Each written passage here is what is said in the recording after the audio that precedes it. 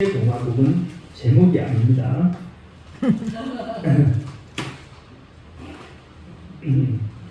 자, 우리 대한민국에 심각한 문제가 있어요. 뭡니까?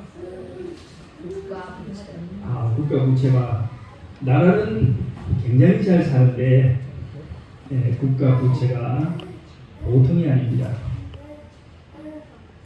25년 대한민국 국가 부채입니다. 국가 부채는 GDP의 그러니까 국민 총생산의 48% 50%가 부채입니다.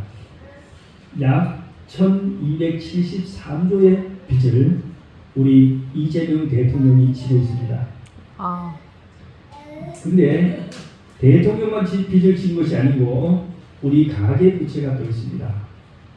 가계 부채는요 2248조 원입니다. GDP의 90%가 뭐예요? 부채입니다.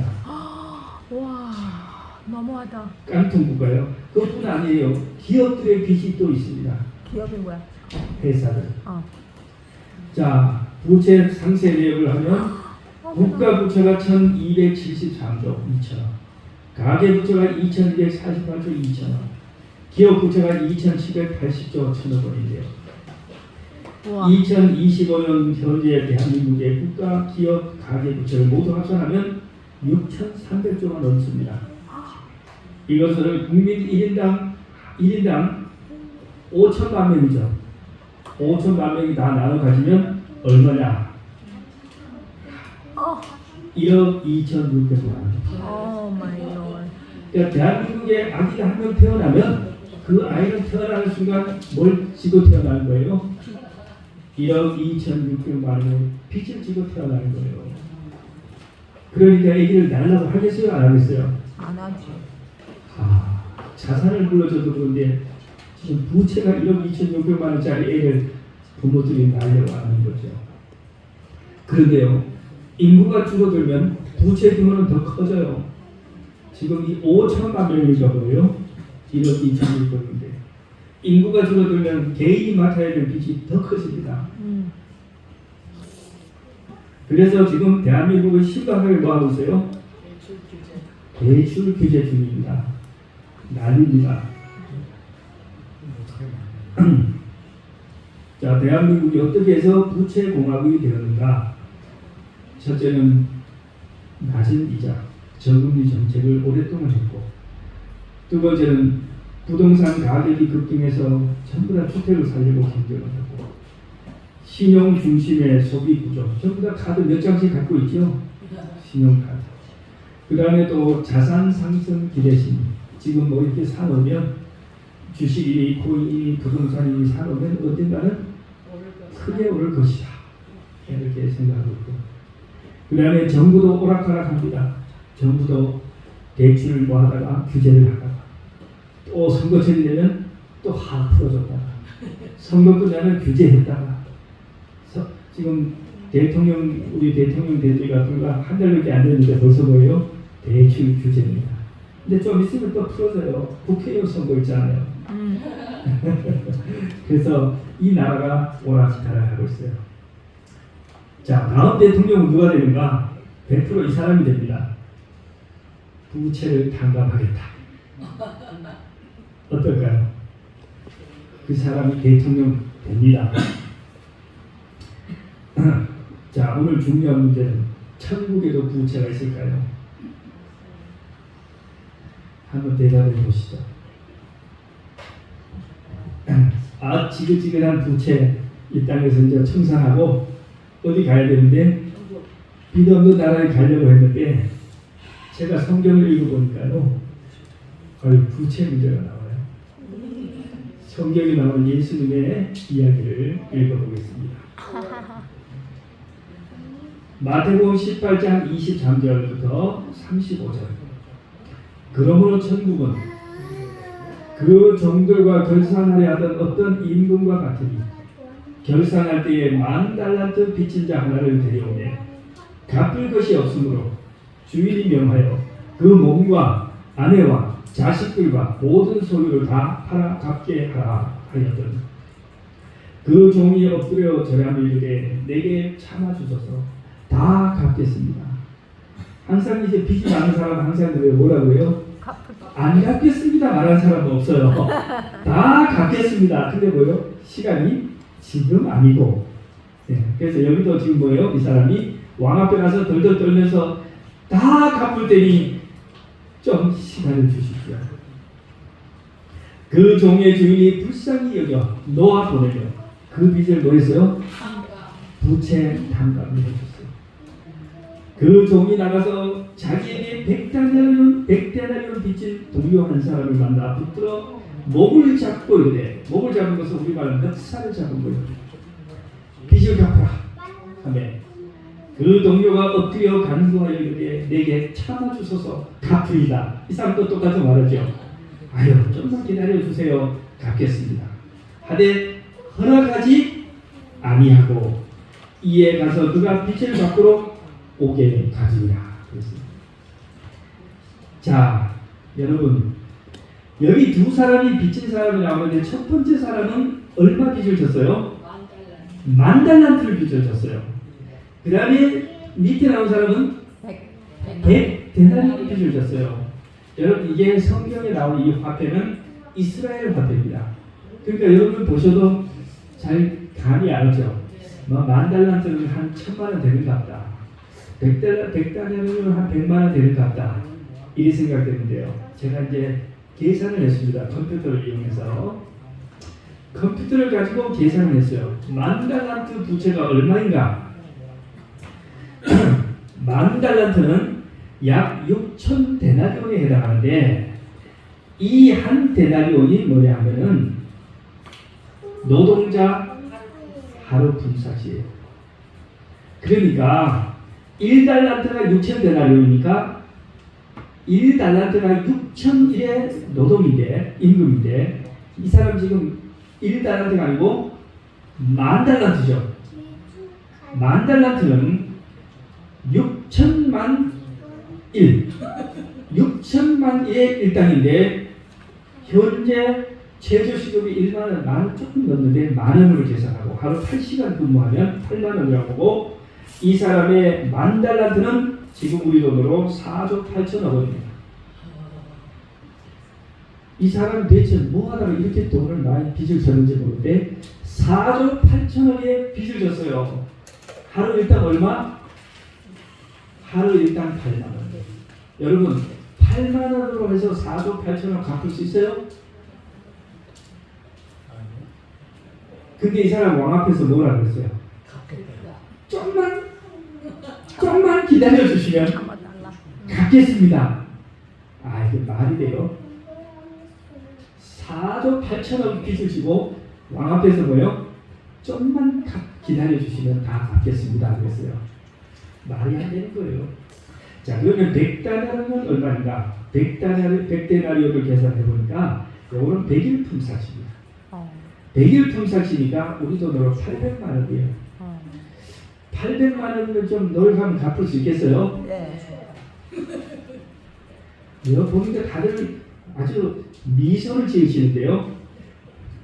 다른 표정이 뭐냐면 그 정도는 기다릴 것도 없이 오늘 다 낼 수 있다, 갚을 수 있다 이런 것 같아요. 그 정도요. 자, 이것은 예수님의 비유입니다. 비유라는 것은 그 이야기가 진짜 그거 하려고 한 얘기가 아니고 그 이야기를 통해서 예수님이 천국에 대해서 설명을 하려는 겁니다. 그러니까 오늘 이 비유를 우리가 잘 이해해요. 이 비유를 잘 이해해야만 천국이 어떤 곳인지를 우리가 깨달을 수 있고 그 천국이 뭔지를 알아야 우리가 천국에 들어갈 수 있습니다. 맞겠죠? 네. 자, 오늘 이제 남은 시간은 한 20분밖에 없습니다. 이 20분에 우리의 운명이 갈립니다. 네. 자, 비유를 해석합니다. 여기에 나오는 임금은, 천국의 비유에 나오는 임금은 누굴까요? 하나님이죠. 그 다음에 여기에 나오는 빚진 사람은 누굴까요? 나. 여기 빚진 사람은 죄송하지만 저와 여러분입니다. 근데 사람마다 빚을 진 게 양이 다 틀려요. 어떤 사람은 많이 졌고 어떤 사람은 좀 적을 수 있어요. 그런데 어쨌든 우리가 다 빚을 많이 진, 갚을 수 없을 만큼 빚을 많이 진 죄인들입니다. 아멘. 자, 근데 성경에 보니까 결산하는 날이 있어요. 뭐가 있어요? 결산. 빚을 진 사람은 그냥 끝나는 게 아니에요. 하나님 앞에서 결산하는 날이 있어요. 그 결산이 뭐냐면 하나님의 심판 날입니다. 하나님은 아이고 그냥 세상 사람 많고 하나님 돈 많으니까 부유하니까 그냥 넘어가자가 아니고 반드시 결산을 한다는 겁니다. 하나님의 심판대 앞에 다 한 점씩 불려나가 너 얼마야? 너 빚 얼마야? 다 계산하는데요. 성경 히브리서 9장 27절에 이렇게 말합니다. 한 번 죽는 것은 사람에게 정하신 것이요 그 후에는 심판이 있으리니. 여러분 우리는 그렇게 말합니다. 죽으면 그만이지. 그게 아니에요. 하나님은 죽은 뒤에 뭐 한다는 거예요? 심판. 죽은 뒤에 심판한다는 거예요. 네가 어떻게 살았는지를 죽은 뒤에 심판한다는 겁니다. 전도서 11장 9절 청년이여 내 어린 때를 즐거워하며 내 청년의 날을 마음에 기뻐하며 마음에 원하는 길과 내 눈에 보이는 좋은 대로, 내 눈이 보는 대로 쫓아 행하라. 그러나 하나님이 이 모든 일로 인하여 너를 뭐 할 줄 알아? 심판하실 줄 알아. 여러분 젊었을 때 청년들은 뭐가 많아요? 하고 싶은 거 많죠? 하고 싶은 거, 먹고 싶은 거, 놀고 싶은 거, 갖고 싶은 거, 가고 싶은 거 막 다 하다 보면 어때요? 시간 다 가요. 성경은 말하기를 네가 원하는 것을 해라. 그러나 한 가지는 잊지 마라. 기억해라. 네가 무엇을 했든지 하나님이 그걸 가지고 뭐한다? 마지막에 심판한다는 것을 알아. 그러므로 우리는 하루하루 살아갈 때 우리 하는 모든 행동, 말과 행동에 뭘 기억해야 돼요? 마지막 날에 하나님의 심판대 앞에 내가 오늘 한 일도 쓸 것을 하나님 앞에 대답해야 한다는 것을 알고 행동해야 되는 것입니다. 요한복음 5장 29절 무덤 속에 있는 자가 다 그의 음성을 들을 때가 오나니 선한 일을 행할 자는 생명의 부활로 악한 일을 행할 자는 심판의 부활로 나오리라고 했어요. 그러니까 여러분 죽으면 끝이 아니에요. 그만이 아니에요. 여러분 혹시 그런 생각합니까? 나 죽으면 자식들한테 제사 받아 먹어야지. 우리 엄마. 그런 것이 아니에요. 죽으면 뭐가 남아있어요? 심판. 하나님 앞에 심판대에 서야 돼요. 그걸 지금부터 준비해야 돼요. 죽어서 뭐 누구 제사 받아 먹을 생각 그런 생각하지 말고 죽으면 하나님의 심판대 앞서 설 생각해야 돼요. 하나님은 분명히 우리의 은행에 대한 심판을 하고 그 심판의 기준은 하나님의 율법입니다. 하나님이 율법 주셨어요. 하라 말라. 그런데 뭐예요? 그냥 마음대로 살고 나서 죽으면 그만이지. 그게 아니라는 것입니다. 자, 성경을 보니까 막대한 부채를 지고 갚을 것이 없는 거. 여러분, 이 빚은 죄를 상징해요. 우리가 지은 모든 죄가 하나님 앞에 진 죄입니다. 빚입니다. 마태복음 5장에는 6장에는 잘못 썼네요. 마태복음 6장에는 주기도문이 나오는데 우리가 우리에게 죄 지은 자를 용서하여 준 것 같이 우리 죄를 용서해 달라고 기도 나오지요. 네. 이게 원문에 보면은 우리 죄가 아니고 우리 빚이라고 나와 있어요. 헬라어 원문 오페 일레 마타라고 하는 것은 채무라는 뜻이래요. 세번역 성경에는 지도를 하기를 우리가 우리에게 빚진 자를 용서한 것 같이 우리의 빚을 용서해 주십시오. 그랬어요. 한글 킹제임스 성경에도 우리가 우리에게 빚진 자를 용서한 것 같이 우리에게 우리 빚을 용서하여 주소서. 영어도 뭐라고 써요? Forgive us our debts 뭐예요? 빚이에요. 빚이란 말입니다. 우리가 하나님 앞에 지은 모든 죄가 우리가 사람들에게 지은 모든 죄가 우리의 뭐예요? 빚이에요. 그런데 우리의 이 죄의 빚은 너무 커서 뭐 할 수 없어요? 갚을 수가 없어요. 아멘. 4조 8천억이 너무 많은 죄들입니다. 우리가 살아생전에 아무리 노력해도 뭐 할 수 없다는 거예요? 갚을 수 없다. 이 비유가 보여주는 것은 우리의 죄의 빚은 우리의 어떤 노력으로도 갚을 수 없다는 것입니다. 막대한 부채를 갚을 것 없는 신하들은 바로 이 자리에 앉아있는 저와 여러분입니다. 성경은 말하기를 우리는 날 때부터 죄인이라고 했어요. 날 때부터 죄인. 여기 밑에 성경절 있죠? 내가 죄악 중에 출생하였으며 내 어머니가 죄 중에서 나를 잉태하였나이다. 로마서는 말하기를 의인은 없나니 하나도 없다. 우리는 날 때부터 우리나라 아이들은 1억 2,600만 원을 갖고 태어났는데 빚을 우리는요 4조 8천억을 날 때부터 태어난 거예요. 내고 갚을 것이 없으므로 주인이 명하여 뭐하라고 했어요? 그 몸과 아내와 자식과 모든 소유를 다 팔아 갚아라. 왕의 지엄한 명령이 네 몸을 팔아서 네 부인을 팔아서 자식들을 팔아서 빚 갚아라고 했어요. 그때 이 종이 뭐예요? 엎드려 절하면서 좀 참아주십시오. 제가 다 갚겠습니다. 좀 참아주십시오. 자, 여러분, 우리 인간은 태어날 때부터 죄인입니다. 그래서 태어날 때부터 이 빚을 갚으려고 노력을 해요. 인간은 죄의 빚을 갚으려고 몸을 치지만 빚을 갚으려고 노력하면 노력할수록 희한하게 점점점 불어납니다. 로마서 3장 23절 모든 사람이 죄를 범하였으며 하나님의 영광에 이르지 못하더니 전도서 7장 20절 선을 행하고 죄를 범치 아니하는 의인은 아주 없느냐. 로마서 5장 10절 그러므로 한 사람으로 말미암아 죄가 세상에 들어오고 죄로 말미암아 사망이 왔나니 이와 같이 모든 사람이 죄를 지었으므로 사망이 모든 사람에게 이르러 왔느니라. 우리 모두가 죄의 빚진 자들이고 갚을 수 없는 죄로 인해서 죽을 수밖에 없게 되었습니다. 욥기 14장 1절 말하기를 여인에게서 난 사람은 사는 날이 적고 걱정이 가득하며 우리가 다 누구에게 났어요? 여인에게 나서 어머니에게 태어났어요. 사는 날이 적고 인생이 짧고 걱정이 가득하며 그는 꽃과 같이 피었다가 시들며 그림자같이 지나가며 머물지 아니하거늘 이와 같은 자를 주께서 눈을 들어 살피시나이까 나를 주 앞으로 이끌어 심판하시나이까. 어차피 안 될 줄 알면서 하나님 왜 우리를 심판하십니까? 4절 누가 깨끗한 것을 더러운 것 가운데서 낼 수 있으리까 하나도 없나이다. 우리가 아버지도 죄인 어머니도 죄인 더러운 죄인이었는데 내가 거기서 어떻게 깨끗한 의인이 나오겠습니까? 나도 죄인입니다. 여러분 일생 동안 죄를 씻기 위하여 뭐였어요? 수행을 했던 우리 성철 스님의 마지막 돌아가실 때 열반송을 제가 가져왔어요. 성철 스님이 일생 동안 뭐했어요? 눕지 않고 먹지 않고 자지 않고 뭐 하려고? 자기의 그 죄의 업보를 뭐 하려고 씻고 해탈에 이르려고 열반에 이르려고 일생 동안 그렇게 했는데 이분이 돌아가시면서 하나님이 시간 이거예요. 일생 동안 남녀의 무리를 속여서 하늘을 넘치는 죄업은 순산을 지나친다.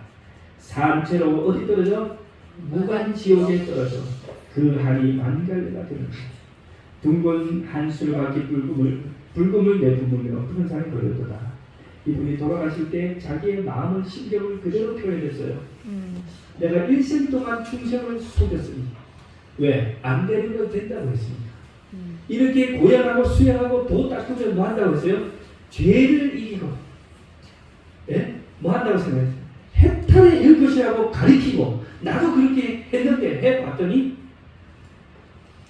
여러분 인간의 어떤 노력으로도 죄를 씻을 수는 없습니다.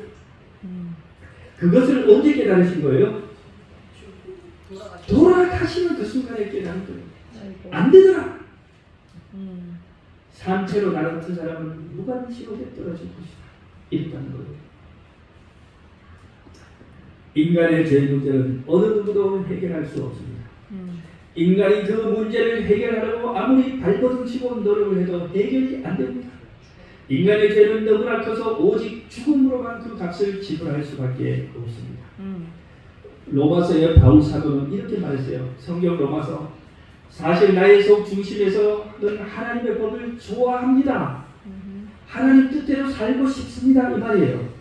그러나 나의 몸의 여러 부분들이 연약한 육신이 내 마음을 다른 법을 작용하고 있어요. 그죠? 그 법이 내 마음의 법과 싸우고 나를 내 몸에서 작용하고는 죄의 법에 사로잡히게 합니다. 나는 참으로 비참한 사람입니다. 이 말을 다시 설명하자면 내 마음으로는 하나님의 뜻대로 살고 싶은데 살다 보니 그렇게 안 된다는 거예요. 자꾸 죄만 지게 된다는 거예요. 24절 나는 참으로 비참한 사람입니다. 누가 나를 이 사망의 몸에서 구원해낼 수 있겠습니까?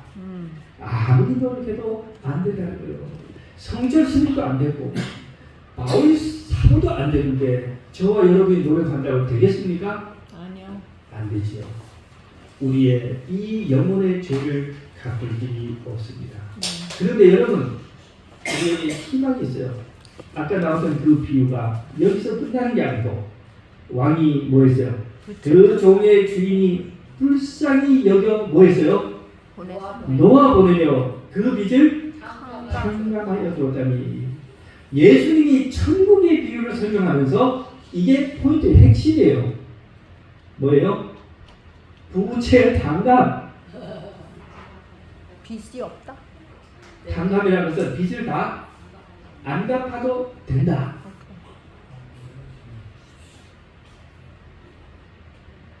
이 부채 탕감은 누구만이 할 수 있는 말이에요? 하나님. 그 최고가 되는 우리가 빚진 사람, 우리가 돈을 끈 분, 하나님만이 뭐 할 수 있어요? 부채 탕감해 줄 수 있어요. 아멘. 여러분이 빚을 많이 졌는데, 예를 들어 농협에 빚을 많이 졌는데 옆집 반장이 와가지고 반장님이 부채 탕감하면 돼요, 안 돼요? 안 돼요. 꺼주는 사람이 뭐 해야 돼요? 꺼준 사람이 탕감해줄 권리가 있어요. 자격이 있어요. 우리의 죄는 하나님께 지은 죄입니다. 오직 하나님께서만 뭐 할 수 있어요? 부채 탕감을 해줄 수 있어요.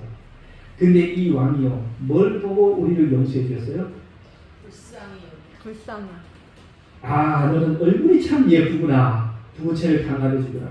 그게 아니에요. 아, 너는 장래성이 정말 나중에 갚을 것 같이 보이니까 탕감해 주구나. 아니에요. 야, 너는 공부 성적이 좋으니까 탕감해 주구나. 아니에요. 이것저것 다 못하니까 뭐예요?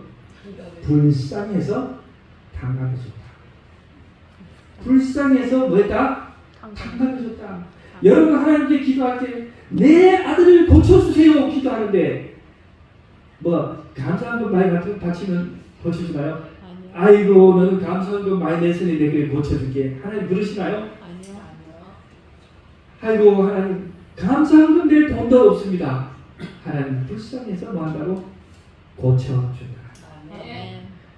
여러분, 여기 제가 실물교훈이라고 한 책의 말씀을 가져왔는데, 이 왕이 베푼 용서는 모든 죄에 대한 하나님의 용서를 나타낸다. 종을 불쌍히 여기고 빚을 탕감해 준 왕은 누구예요? 예수님. 예수 그리스도예요.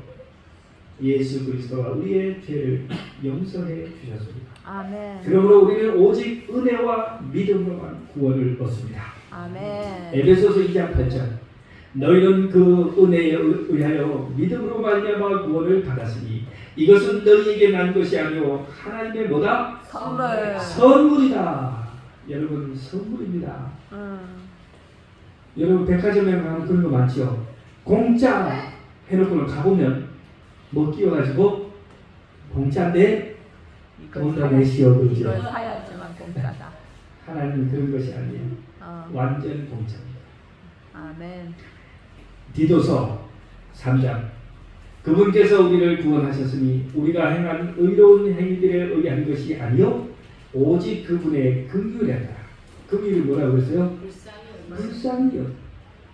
하나님이 보니 우리가 보니까 너무 측은하고 불쌍해서 그래서 구원해 주셨습니다. 아멘.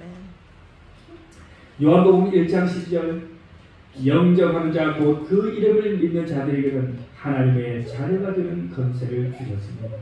예수님을 나의 구주로 영접하기만 하면 하나님의 자녀가 되게 해주시는 것입니다. 노력으로 된 것이 아니고 뭘로 됐다? 은혜로 된 것입니다. 제가 가끔씩 드리는 말씀 이야기 김철수는 돈이 하나도 없었어요. 근데 극장에 요즘 뭐가 나오냐면 새로운 영화가 나왔어요. 신작 영화가 나오는데 친구들이 가지고 다 재밌다고. 근데 김철수는 뭐가 없어요? 돈이 없어요. 돈이 없어요. 돈이 없으면 영화를 볼 수 있어요, 없어요? 없어요. 없어요. 근데 김철수가 극장 입구에 나가서서 입구에 있는 직원에게 예? 갔더니 직원이 뭐라고 그래요? 표 주세요. 김철수가 직원에게 부탁했습니다. 지금 새로 나온 영화가 몹시 보고 싶습니다. 그러니까 들여보내주세요. 말이 돼요, 안 돼요? 말도 안 돼요. 말이 안 돼요. 그러니까 직원이 뭐라고 해요? 안 됩니다. 표 보여주세요. 그랬더니 김철수가 저는 이 학교에서 우리 학교에서 성적이 가장 우수합니다. 그리고 우리 반에서 나는 반장입니다. 그러니까 그냥 들여보내주세요. 그러니까 직원이 뭐라고 해요? 안 됩니다. 안 됩니다. 표를 보여주세요. 그래서 김철수가 또 그래요. 저는 이 동네에 일요일마다 쓰레기도 줍고 할머니들 무거운 짐도 들어드리고 안마도 해드리고 노인정에 가서 안마도 해드리고 착한 일을 많이 했습니다. 그러니까 그냥 들여보내주세요. 극장에서 뭐라고 해요? 안 돼요. 안 됩니다. 표를 보여주세요. 아멘. 쟤 아무리 훌륭해도 안 돼. 뭐가 있어야 돼요? 표. 표가 있어야 돼요. 망설이던 김철수가 마침내 직원에게 이렇게 말합니다. 직원에게 한마디를 했더니 직원은 뭐예요? 김철수에게 표를 한 장 딱 주면서 들여보내줬어요. 김철수가 무슨 말을 했을까요? 몰라요. 김철수가 무슨 말을 했냐면 이 극장 사장님 김수만 사장님 우리 아버지시고 저는 이 극장 사장님 아들 김철수입니다. 그 직원이 물어봐서 아니요 맞다. 그러니까 뭐예요? 표를 딱 주면서 들어가시. 김철수가 공부 잘해도 소용없고 착한 일 많이 해도 소용없고 잘생겨도 소용없고 다 소용없어. 뭐가 있어야 돼요? 표가 있어야 돼요. 표. 근데 뭐예요? 표가 없어. 네. 아버지의 아들이라는 사실. 여러분과 저는 우리는 죄인입니다. 죄인은 천국에 들어갈 수 있어요, 없어요? 죄인은 천국에 들어갈 수 없습니다. 성경은 말하기를 죄의 삭은 사망이라고 했어요. 우리 다 죽어야 돼요. 예. 그런데 너무 우리를 불쌍히 여기신 사랑의 하나님께서 아멘. 표를 주셨어요. 예.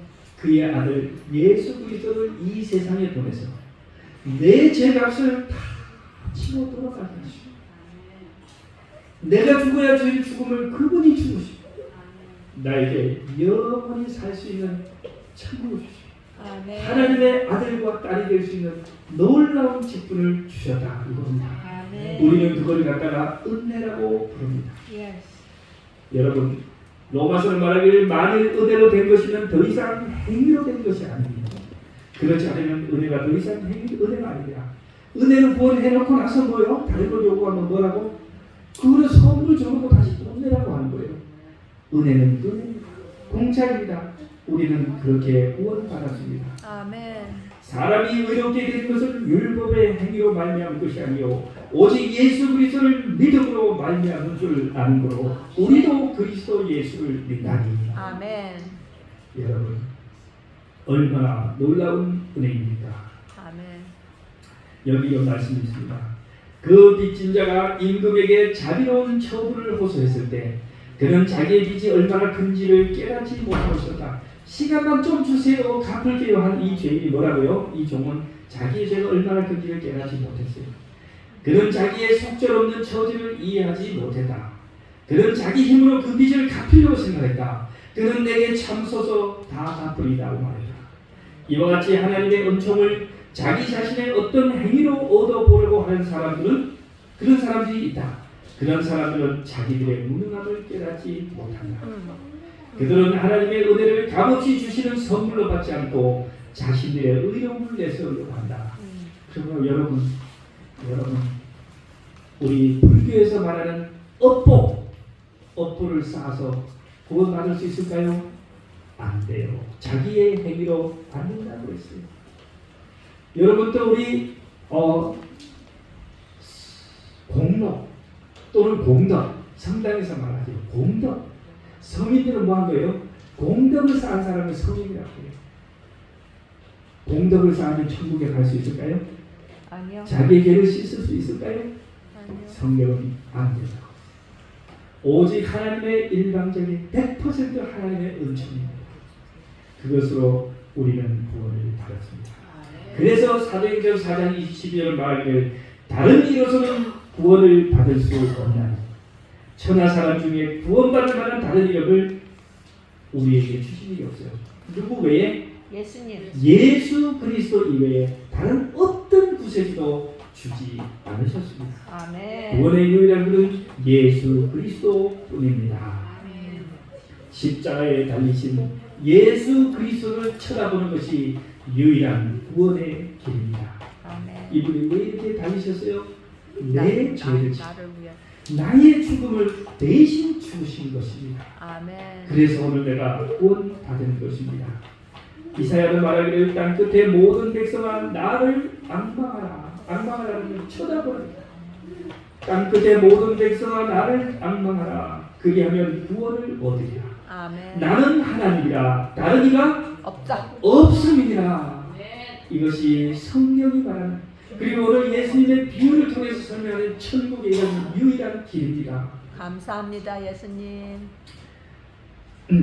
이야기를 하나 제가 드리고 마치겠습니다. 한 번은 대서양에서 이제 배를 타고 사람들이 항해를 하고 있었는데요.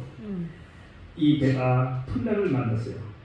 아주 거센 파도에 이 증기선이요 폭풍이 맞아가지고 배가 흔들리고 돛대가 부러지고 그 다음에 조타 장치로 망가지고 선원들이 사흘 밤낮을 거센 물결과 싸우고 사투를 벌였는데 셋째 날 밤 절망적인 상황이 생겼습니다.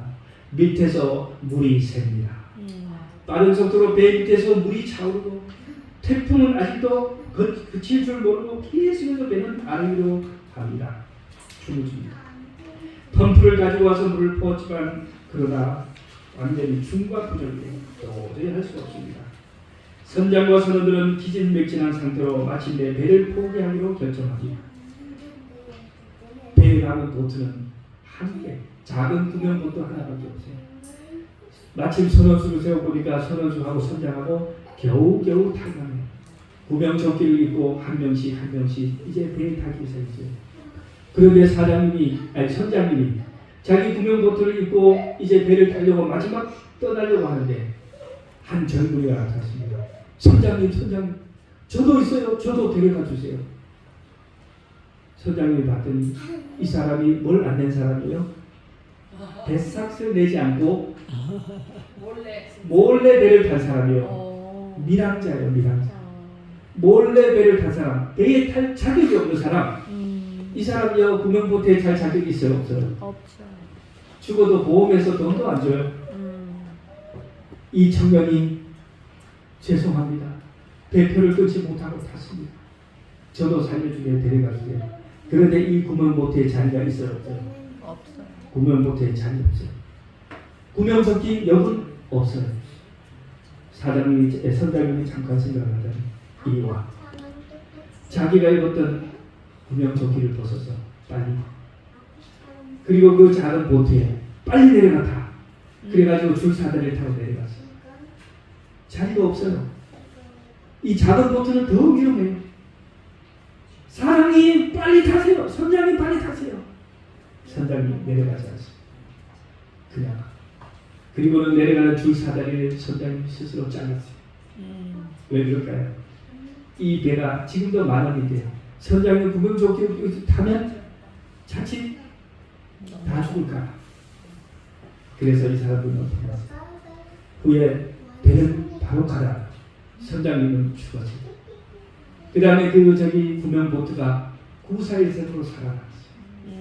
그 선장님의 구명조끼를 입었던 그 청년이 살아났습니다. 이 청년이 살아난 다음에 그는 선장의 사진을 다 휴대하고 다니면서 가는 곳마다 내가 이분 때문에 살아났습니다. 그날 나는 표를 끊지 않고 배를 탔기 때문에 나는 구명보트를 탈 자격이 없는 사람이었지. 선장님께서 나를 대신해서 죽으셨기 때문에 내가 살았어. 이 이야기에 나오는 선장님은 바로 우리를 위해서 하신 예수님의 희생을 잘 설명해 주고 있습니다. 예수님께서 하늘의 영광의 그 높은 지위를 버리고 그 아름다운 천국을 버리고 이 춥고 어두운 세상에 오셔서 나를 위해서 돌아가신 것입니다. 아멘. 그래서 우리에게 그저 공짜로 구원의 길을 주셨습니다. 우리는 정말 천국에 갈 수 없는 사람이지만 하나님께서 이렇게 해 주셨습니다. 하나님의 은혜에 대한 이러한 우리가 이해를 할 때 우리의 삶은 변화되는 것입니다. 마치 그 밀양자가 선장의 사진을 간직하며 가는 곳마다 그분에 대해서 이야기했던 것처럼 우리도 이제 예수님의 십자가를 우리의 마음속에 새기고 만나는 사람마다 그리스도에 대하여 증거해야 하지 않겠습니까? 네, 우리 모든 성도들이 그렇게 하시길 바라면서 말씀을 마치겠습니다. 아멘.